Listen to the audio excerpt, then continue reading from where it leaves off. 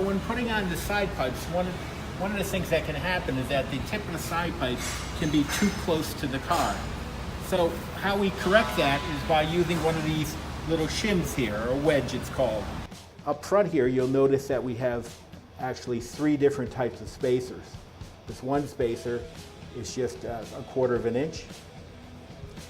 And this here is another wedge you will see here, but it's actually thicker here and thinner. They go from larger to smaller. You'll see how small it gets here. Depending on what direction we move it, if the side pipe was too close to the car and we moved it out like this, we can see the space here. This shows us what size of wedge that we would need to purchase that would allow us to align the side pipe perfectly here.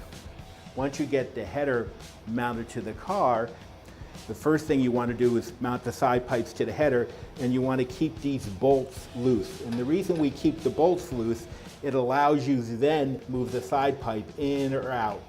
So what happens is that if you look, you'll see that this wedge would work perfectly in here. So we would take the wedge and we would put a gasket on this side of it, and we would put a gasket on this side of it, get it lined up, take the bolts out, separate this, and slide this in here, and then remount the bolts. Once you have it all buttoned up and put back together, the side pipe would be perfectly aligned, and you would be able to then tighten down the bolts. Now that we've put the wedge between the side pipe and the header, you can see how much more space is in here. It kicked it out a good 1.5 inches, 2 inches.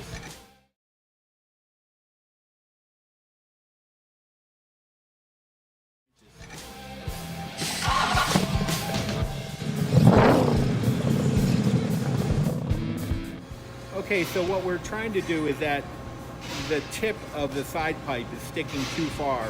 It's not level, too far into the air. So there's 2 ways that we can adjust that.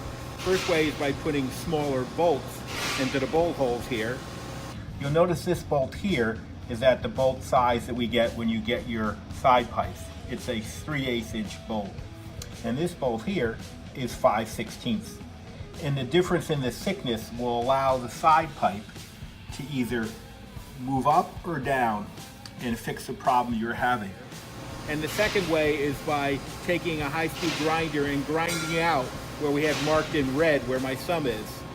And that will allow you to be able to adjust the pipes easily.